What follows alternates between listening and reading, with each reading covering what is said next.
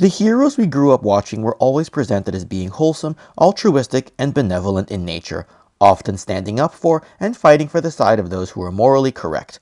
The same, however, cannot be said for the villains who they were met with on the battlefield, particularly those leading the ruthless terrorist organization known as Cobra. At the forefront of this internal conflict amongst the Cobra legions would be its original leader Cobra Commander and his intended successor, the Cobra Emperor known as Serpentor. In this video, we examine Serpentor having his own army within the Cobra ranks, a faction known as the COIL. In terms of toys, while there are both official and fan-made versions of figures representing these ranks, I'll keep today's discussion to what happens to be already in my own personal collection. Bear in mind though that other options do exist for COIL characters, and hopefully you can share your ideas or experiences in the comments section of this video.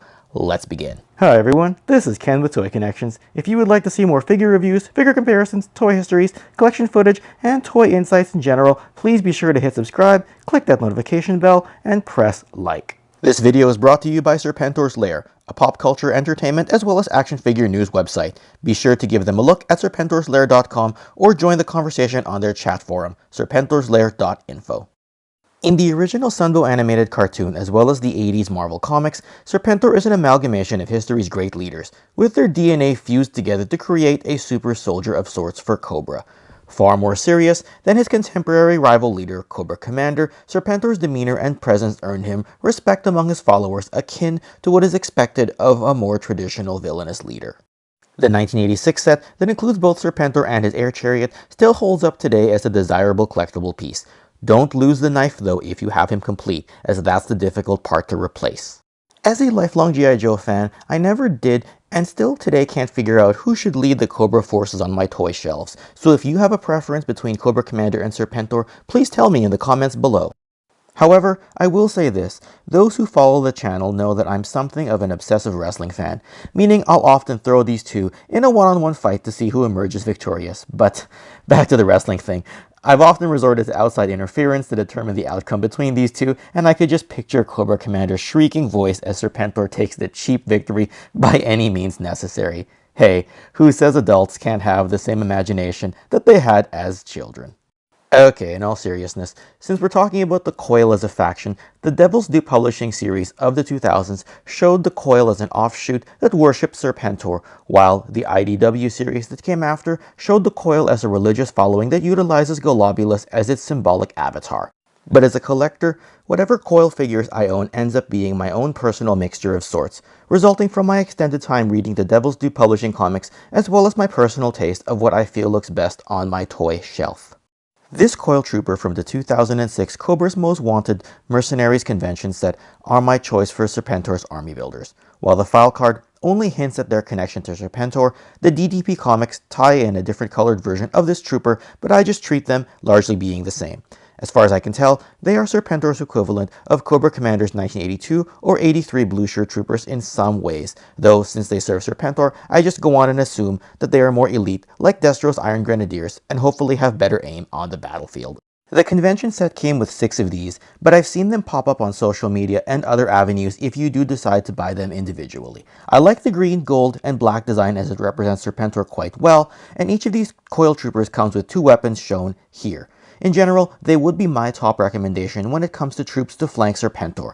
Unfortunately for the COIL though, in the DDP comic storyline, spoiler alert, they all perished in a nuclear attack on Cobra Island. Within that same convention set was a version 2 of Overlord. A former Crimson Guardsman, Overlord seemed to want to overthrow the Cobra faction with his own leadership ambitions. I feel he makes a good second in command to Serpentor, and as I take a look at his Wolverine claws, I just assume he would shred through his enemies with ease. Overlord's version 1 figure was advertised opposite to Sergeant Slaughter in an old toy commercial, so they can also make for natural enemies, and it would be actually fun to put Overlord leading the COIL troopers against Sarge and his team of Marauders and Renegades.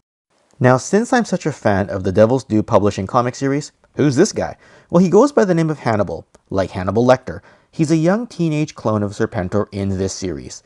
During the series, he reunites with some of the other young clones along with Dr. Mindbender, helping to reignite the COIL faction. He is shown in the comics fighting with Spirit and CoverGirl, so despite being much younger and not trained for as long a period of time, he's certainly no slouch and can hold his own. I'm not quite sure why he has the Punisher-style shirt and jacket, but it suits him well enough. He could be treated as a son of Serpentor, I guess, or even as an heir or successor, depending on one's level of imagination. Naturally, Dr. Mindbender is also another logical fit for the COIL faction. The famed Cobra scientist, Mindbender actually created Serpentor in both the original Marvel Comics and Sunbow animated cartoon. One slight difference being that he used some DNA from Storm Shadow in the comics, whereas in the cartoon he attempted to steal DNA from Sergeant Slaughter, but failed in that portion of the plot. Unfortunately for Mindbender though, Cobra Commander considers him a traitor in the original comics, has him killed, but Dr. Mindbender was recreated as a clone later on. I suppose with Serpentor being a DNA fusion anyway, and being in continuity with such clones as Hannibal existing, the idea of a surviving clone for Mindbender isn't a stretch at all. Mindbender is also the creator of the Battle Android Troopers. Now switching over to non-licensed figures, there are options as well, and I'll state right now that there are still even more options beyond the scope of this video, but I'll present what I happen to own here. So now we've got the Coil Ninja. Now since there isn't a canon representation of this ninja to my knowledge, it's up to our imagination to determine whether this is Storm Shadow or a different ninja, or maybe a clone. If so, it would make for a natural enemy of Storm Shadow should he ever choose to serve and protect Cobra Commander, while the Coil Ninja takes the side of Serpentor. This Coil Ninja was sold some years back through Black Major's account on Instagram, and while I do find the weapon colors to be a bit too bright, they would actually be in line with the Ninja Force theme of the early 1990s. Like what we've come to know of the Coil Troopers, this ninja sports the green, black, and gold color scheme. I've also got a couple of Coil Snake Armors sent to me by my friend Jason, though originally made by Black Major. These have a shiny metallic color, and of course could be a natural reprogrammed enemy of Cobra Commander's own traditional Snake Armors. These come with the same molded accessories as the original Snake Armors and can serve as heavy artillery on the field of battle.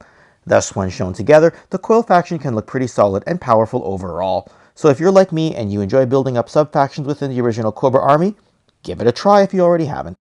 It only seems a natural fit, at least to me, to give Serpentor his own group, much like how Destro has his Iron Grenadiers or Zartan has his Dreadnoks. After all, why wouldn't he try to improve the Cobra Legions if he felt that Cobra Commander wasn't doing a good job before? All things considered though, I can't say that I'm a bigger fan of Serpentor more than Cobra Commander, since Serpentor didn't come along until later on in the cartoon, and I was already more exposed to Cobra Commander on an episode-to-episode basis. But if you happen to not be a fan of the Coil faction or the entire idea of it, there's still the idea of displaying the 1983 Blue Shirts and Snake Armors with the same year's Cobra Commander fighting against the 1986 Vipers, Battle Android Troopers, and Serpentor, if you prefer to sort your Joes by year. Anyway, talk to me in the comments. How do you like giving Serpentor his own faction? Good? Bad? Don't care? Either way, let's talk. And if you enjoyed this video, check out some of my other offerings here.